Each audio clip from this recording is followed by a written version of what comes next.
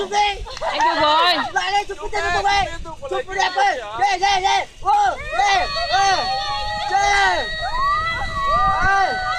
Ê. Ê.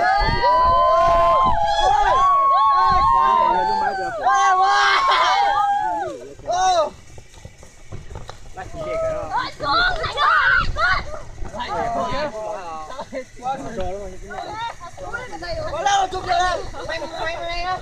Được rồi, được rồi. Mày ăn nữa. Không cần. Rồi, về nó có ảnh hết mà. Ấy. Thôi ta đi ăn sữa.